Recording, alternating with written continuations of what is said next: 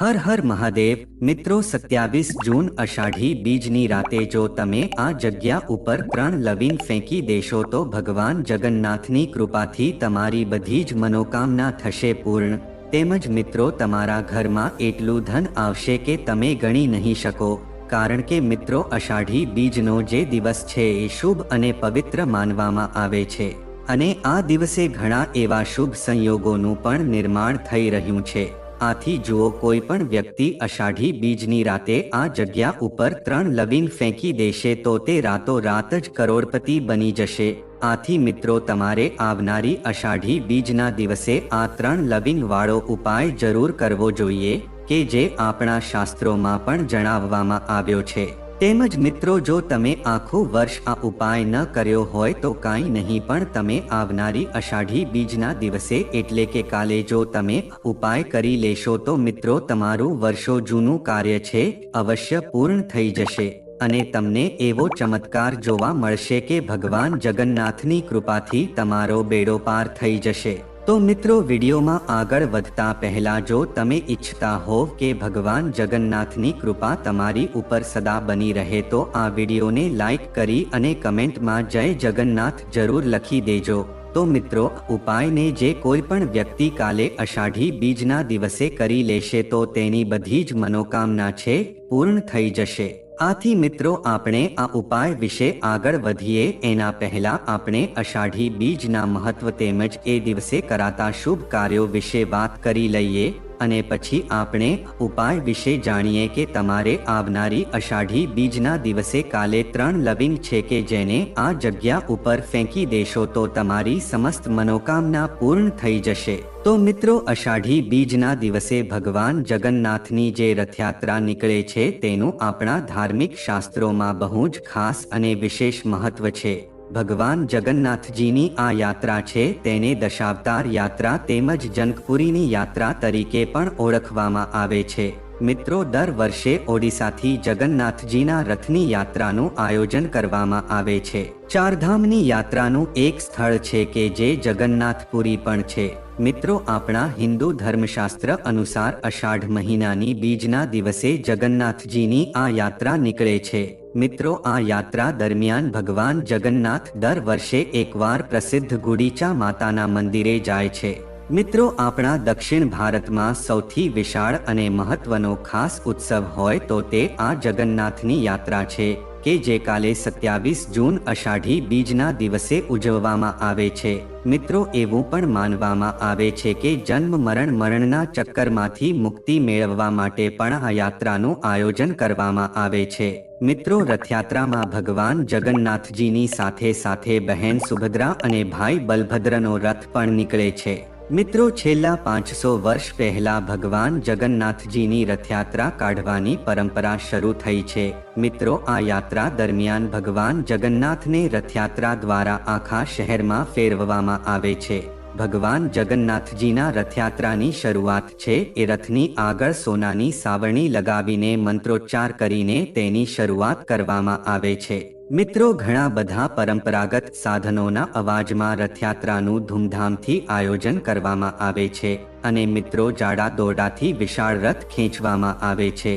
મિત્રો સૌપ્રથમ ભાઈ બલરામનો રથ શરૂ થાય છે, આના પછી બહેને સુભદ્રાનો રથ શરૂ થાય છે અને છેલ્લે ભગવાન જગન્નાથનો રથ શરૂ થાય છે કે જેને લોકો જાડા દોરડા દ્વારા ખેંચે છે। મિત્રો એવું માનવામાં આવે છે કે જે લોકો આ રથયાત્રાના દોરડાને ખેંચે છે તો તેને મોક્ષ મળી શકે છે। મિત્રો જગન્નાથજીની રથયાત્રા ગુંડીચા મંદિરમાં પહોંચીને પૂરી થાય છે। તો મિત્રો આ પ્રકારે ભગવાન જગન્નાથજીની રથયાત્રાનો દિવસ ઉજવવામાં આવે છે।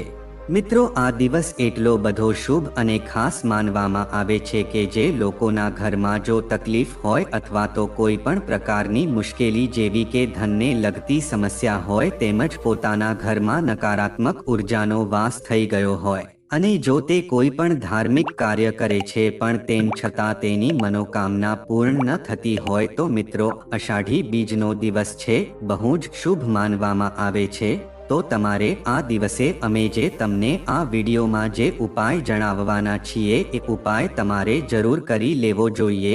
મિત્રો, અષાઢી બીજનો આ 3 લવિંગ વાળો ઉપાય છે તમારે કાલે જરૂર કરવો જોઈએ। મિત્રો, જે કોઈ પણ વ્યક્તિ આ ઉપાય પૂરેપૂરી શ્રદ્ધા અને નિષ્ઠાની સાથે અષાઢી બીજના દિવસે કરી લેશે તો મિત્રો એના જીવનની બધી જ તકલીફ છે દૂર થઈ જશે। સાથે જ મિત્રો, તમારે અષાઢી બીજના દિવસે ભગવાન જગન્નાથનો જે રથ હોય છે તો એનું દોરડું જરૂર ખેંચવું જોઈએ। મિત્રો, એવું માનવામાં આવે છે કે જે કોઈ પણ વ્યક્તિ ભગવાન જગન્નાથજીની રથયાત્રાનો દોરડું ખેંચે છે તો તેને જીવનમાં ઘણા બધા ચમત્કાર જોવા મળી શકે છે।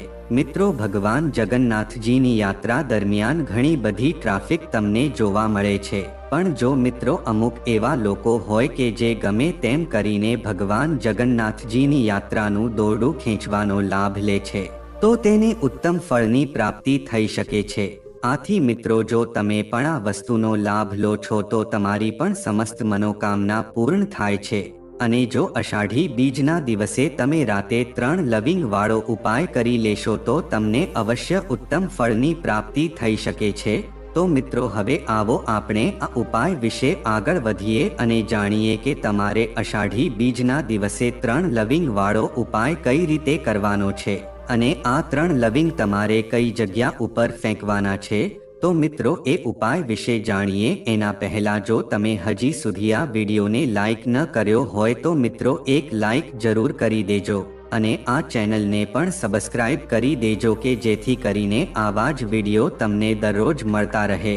સાથે જ કમેન્ટ બોક્સમાં જય જય જગન્નાથ જરૂર લખી દેજો કે ભગવાન જગન્નાથની કૃપા તમારી ઉપર હંમેશા માટે બની રહે। તો મિત્રો, ઉપાય કરવા માટે તમારે સૌપ્રથમ 3 લવિંગની જરૂર પડશે। મિત્રો, આ 3 લવિંગ એવા હોવા જોઈએ કે જે ખંડિત ન હોવા જોઈએ। મિત્રો, આ લવિંગ એવી વસ્તુ છે કે એનો ઉપાય જો તમે પૂરેપૂરી શ્રદ્ધા અને નિષ્ઠાની સાથે કરો છો તો મિત્રો આ વસ્તુ બહુ જ શુભ માનવામાં આવે છે।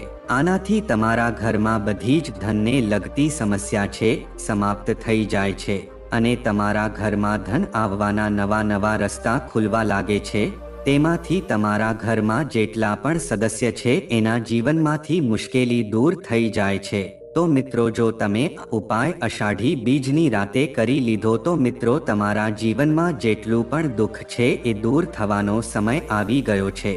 મિત્રો, આ લવિંગનો ઉપાય એવો છે કે જે તમારા ઘરમાંથી નજર દોષ હશે તો એને પણ દૂર કરી દેશે તેમજ જો નકારાત્મક ઉર્જા હશે તો એને પણ સમાપ્ત કરી દેશે। મિત્રો, આ લવિંગના જેટલા પણ ઉપાય હોય છે બધા જ દેવી દેવતાઓને પ્રસન્ન કરી શકે છે। તો મિત્રો, આ ઉપાય કરવા માટે તમારે સૌપ્રથમ 3 આખા લવિંગની જરૂર પડશે। તો મિત્રો, જ્યારે પણ તમે રાતે આરતી કરો છો ત્યારે તમારે આ 3 લવિંગ જે પણ તમે દીવો પ્રગટાવો છે એમાં તમારે આ 3 લવિંગ નાખી દેવાના છે અને પછી તમારે ભગવાનની પૂજા અર્ચના કરવાની છે। મિત્રો, તમે આમ તો દરરોજ ભગવાનની પૂજા અર્ચના કરો છો અને એક દીવો પ્રગટાવો છો, પણ જો મિત્રો તમે અષાઢી બીજના દિવસે આ ઉપાય કરી લેશો તો મિત્રો તમારા ઘરની બધી જ મુશ્કેલી છે એ સમાપ્ત થઈ જાય છે। તેમજ મિત્રો, તમારા ઘરમાં જે કાંઈ પણ નકારાત્મક ઉર્જા છે અવશ્ય સમાપ્ત થઈ જાય છે અને સાથે જ તમે અષાઢી બીજના દિવસે મિત્રો તમે ઉપાય કરી લેશો તો ભગવાન જગન્નાથની એવી કૃપા તમને પ્રાપ્ત થશે કે જેનાથી તમારો બેડો પાર થઈ જશે। તો મિત્રો, હવે આપણે લવિંગનો એક બીજો ઉપાય વિશે વાત કરીએ કે જે ઉપાય તમારે અષાઢી બીજની રાતે જરૂર કરી લેવો જોઈએ। તો મિત્રો, ઘણીવાર એવું જોવા મળે છે કે તમે ઘણા બધા પ્રયત્નો કરી લો છો પછી પણ કોઈ કામ છે તમારું સફળ થઈ શકતું નથી અને એ કામમાં તમને સતત અવરોધ આવ્યા કરતા હોય છે। તો મિત્રો, આવી સ્થિતિમાં તમારા જીવનમાંથી દરેક પ્રકારના અવરોધોને દૂર કરવા અને સફળતા પ્રાપ્ત કરવા માટે મિત્રો કાલે અષાઢી બીજના દિવસે ચાંદીના પાત્રમાં લવિંગ અને કપૂર સળગાવીને આખા ઘરમાં ફેરવી દેજો। આનાથી મિત્રો તમારા જીવનમાં આવતા અવરોધો છે એ દૂર થઈ જશે અને એ દિવસે જુઓ તમારી ઉપર કોઈ દોષ હશે તો એ દોષ પણ સમાપ્ત થઈ જશે। તેમજ જો મિત્રો ઘરમાં પરિવારના સભ્યો વચ્ચે સતત ઝઘડો થતો હોય, સુખ શાંતિમાં અડચણો આવતી હોય, દુકાન કે ધંધામાં સતત નુકસાન થતું હોય તો આવા વાસ્તુદોષ તેમજ નકારાત્મક ઉર્જાને દૂર કરવા માટે મિત્રો અષાઢી બીજના દિવસે ઘરના ખૂણે ખૂણામાં એક કપૂરની ગોળી મૂકી દેજો। આ ઉપાયથી મિત્રો તમારા ઘરની નકારાત્મક શક્તિ છે દૂર થઈ જશે અને ઘરમાં શુભ સમૃદ્ધિ અને શાંતિની સ્થાપના થશે। મિત્રો અષાઢી બીજના દિવસે જે કોઈ પણ વ્યક્તિ આ ઉપાયો કરે છે તો ભગવાન જગન્નાથની કૃપાથી તેના ઘરમાં સુખ સમૃદ્ધિ આવવા લાગે છે। મિત્રો ભગવાન જગન્નાથ છે એ દિવસે બહુ જ પ્રસન્ન મુદ્રામાં હોય છે। આથી જો તમે લવિંગના ઉપાય કરો છો તો તમને ઉત્તમ ફળની પ્રાપ્તિ થઈ શકે છે। તો મિત્રો આવો હવે આપણે રથયાત્રાની પૌરાણિક કથા વિશે જાણીએ।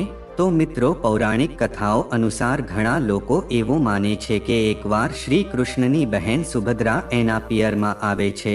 તેણે એના ભાઈઓ કૃષ્ણ અને બલરામની સાથે શહેરની એક મુલાકાત લેવાની ઈચ્છા વ્યક્ત કરી હતી। પછી કૃષ્ણ બલરામ અને સુભદ્રા સાથે રથમાં શહેરની મુલાકાત લેવા માટે જાય છે। ત્યારથી મિત્રો રથયાત્રાની શરૂઆત થઈ એવું માનવામાં આવે છે।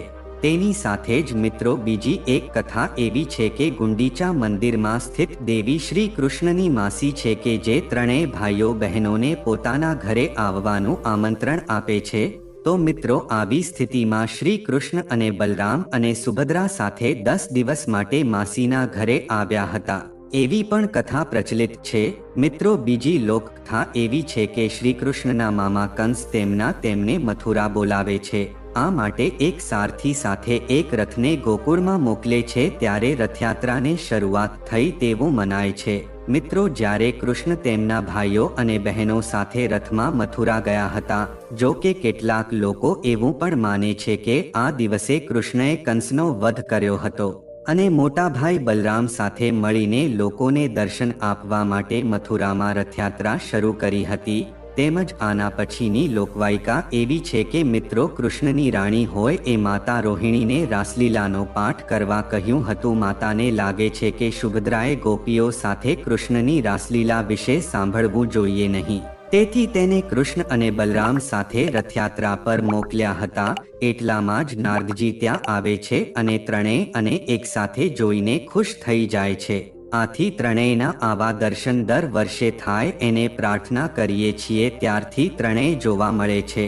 મિત્રો એવું કહેવાય છે કે શ્રી કૃષ્ણના મૃત્યુ પછી જ્યારે તેમના નશ્વર અવશેષોને દ્વારકા લાવવામાં આવ્યા હતા ત્યારે બલરામ તેમના ભાઈના મૃત્યુથી દુઃખી થઈને કૃષ્ણના શરીરે સાથે સમુદ્રમાં કૂદી પડ્યા હતા અને તેની પાછળ સુભદ્રા પણ આવી હતી। આ સમય દરમિયાન ભારતના પૂર્વમાં સ્થિત પુરીના રાજા ઇન્દ્રમુનિને સપનું આવે છે કે કૃષ્ણનું શરીર સમુદ્રમાં તરતું છે। તેમણે અહીં કૃષ્ણને વિશાળ પ્રતિમા બનાવવી જોઈએ અને મંદિર બનાવવું જોઈએ। સપનામાં દેવદૂત કહે છે કે કૃષ્ણની સાથે બલરામ અને સુભદ્રાની લાકડાની પ્રતિમા બનાવવી જોઈએ અને કૃષ્ણની રાખ પ્રતિમાની પાછળના છિદ્રમાં રાખવી જોઈએ। પછી રાજાનું સપનું સાકાર થાય છે અને કૃષ્ણની રાખ સમુદ્રમાંથી મળી આવે છે। તે વિચારતો હતો કે તેની પ્રતિમા કોણ બનાવશે ત્યારે વિશ્વકર્મા એક સુથાર તરીકે આવે છે, પરંતુ કામ કરતા પહેલા તેઓ બધાને ચેતવણી આપે છે કે કામ કરતી વખતે તેમને ખલેલ પહોંચાડશો નહીં, નકર તે આ કામ અધવચ્ચે છોડીને જતા રહેશે। મિત્રો થોડા મહિના પછી પણ જ્યારે મૂર્તિ ન બની શકી ત્યારે રાજા ઇન્દ્રમુનિ ઉતાવળમાં પોતાના રૂમનો દરવાજો ખોલી નાખ્યો અને આ બનતાની સાથે જ વિશ્વકર્મા અદૃશ્ય થઈ ગયા। તે સમયે મૂર્તિ પણ પૂરી થઈ ન હતી, પરંતુ રાજા મૂર્તિની સ્થાપના કરે છે તે જ રીતે તે પહેલા મૂર્તિને પાછળ કૃષ્ણની રાખ મૂકે છે અને તેને મંદિરમાં સ્થાપિત કરે છે। તો મિત્રો આવો હવે આપણે અષાઢી બીજના દિવસે કરતા મહત્વના કર્યો તેમજ ઉપાય વિશે જાણીએ। પૈસા સંબંધિત સમસ્યાઓ ઉકેલવા માટે બીજ એક સારો દિવસ માનવામાં આવે છે। આ દિવસે લાલ કપડામાં શણના બીજ અને કપૂર બાંધો, ત્યારબાદ ઉપરથી તેને કાલાવાથી લપેટી લેજો, અંતે તેને પવિત્ર નદીમાં પ્રવાહિત કરજો। આનાથી પૈસા સંબંધિત સમસ્યાઓ દૂર થાય છે અને નાણાકીય લાભ થવાની શક્યતા બને છે। તેમજ મિત્રો જો તમે જીવનમાં પિતૃદોષનો સામનો કરી રહ્યા છો તો અષાઢી બીજના દિવસે સ્નાન અને ધ્યાન કર્યા પછી દક્ષિણ દિશા તરફ મુખ કરીને કાળા તલ મિશ્રિત પાણી અર્પણ કરો. આ સમયે પિતૃઓનું ધ્યાન કરો અને ભૂલો માટે માફી માંગો. આનાથી વ્યક્તિ બધી મુશ્કેલીઓમાંથી મુક્ત થાય છે. તેમજ મિત્રો, હિન્દુ ધર્મમાં અષાઢી બીજના દિવસનું વિશેષ મહત્વ છે. આ દિવસે ભગવાન વિષ્ણુની પૂજા, વ્રત રાખવા અને પિતૃઓને તર્પણ કરવાનો રિવાજ છે. પૌરાણિક માન્યતા અનુસાર શુક્રવાર દેવી લક્ષ્મીની પૂજા માટે ખાસ દિવસ છે. તેથી આ વખતે અષાઢી બીજના દિવસે શુક્રવાર અને બીજનો ખાસ સંયોજન દેવી લક્ષ્મીના આશીર્વાદ મેળવવાનો સુવર્ણ અવસર છે. આજે અમે તમને દેવી લક્ષ્મીને પ્રસન્ન કરવા માટેના કેટલાક ઉપાયો જણાવીએ છીએ, જેને અષાઢી બીજના દિવસ પર અપનાવીને ઘરમાંથી ગરીબી દૂર કરી શકાય છે અને ધન અને સમૃદ્ધિ મેળવી શકાય છે. તેમજ મિત્રો, શાસ્ત્રો અનુસાર અષાઢી બીજના દિવસે સવારે સ્નાન કરીને દેવી લક્ષ્મીનું નામ લેતા લોટના ગોળા બનાવીને નજીકના તળાવ કે નદીમાં માછલીઓને આ લોટના ગોળા ખવડાવવાથી ઘરની બધી ગરીબી દૂર થાય છે અને ઘરમાં ક્યારેય પૈસાની કમી રહેતી નથી.